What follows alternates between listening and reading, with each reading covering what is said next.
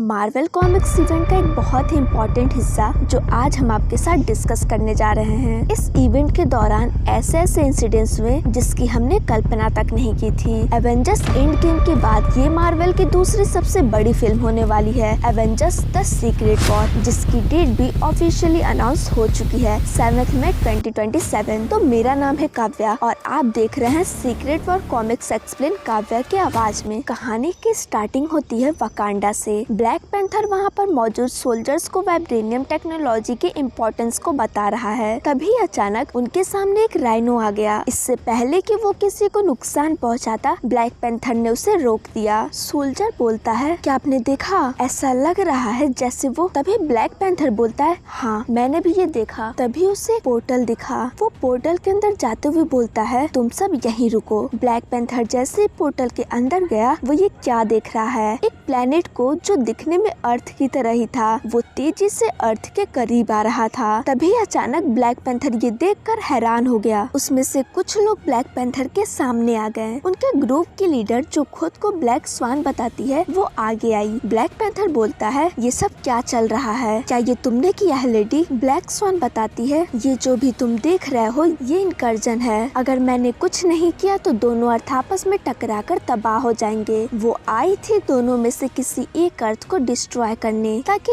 एक अर्थ बचा रहे। ब्लैक पैंथर बोलता है, मेरे रहते ये मुमकिन नहीं। ये सुनते ही ब्लैक स्वान की आर्मी का ब्लैक पैंथर पर फायर। ब्लैक पैंथर अपने लोगों को प्रोटेक्ट करते हुए ब्लैक स्वान के लोगों पर अटैक कर दिया। इसी बैटल के बीच ब्लैक स्वान से उसका गन फायर हो गया और एक धमाका। जिस अर्थ से ब्लैक स्वान आई थी वो तबाह हो गया। उसके आंखों के सामने ये खतरा जो अर्थ की तरफ तेजी से आ रहा था, वो अब खत्म हो चुका था। पर ब्लैक पैंथर को पता था कि खतरा भी टला नहीं है। अगले पल हम इल्यूमिनाटी टीम को देखते हैं, जिसे टिचाला ने ही बुलाया था। टिचाला बताता है, दुनिया के ऊपर एक और खतरा मंडरा रहा है, और वो पूरी कहानी इल्यूमिनाटीज को बताता है। ब्लैक पैंथर रीड को ब्लैक स्वान के पास लेकर गया, जिसे उन्होंने वकांडा में ही कैद करके रखा था। रीड बोलता है, तुम कहाँ से आई हो, कौन हो, मुझे नहीं पता। मुझे बस इतना पता है कि जिसने तुम्हें पकड़ा है उसने बताया कि तुम अलग वर्ल्ड से आई हो इस अर्थ को डिस्ट्रॉय करने। क्या तुम बता सकते हो ये सब क्या था?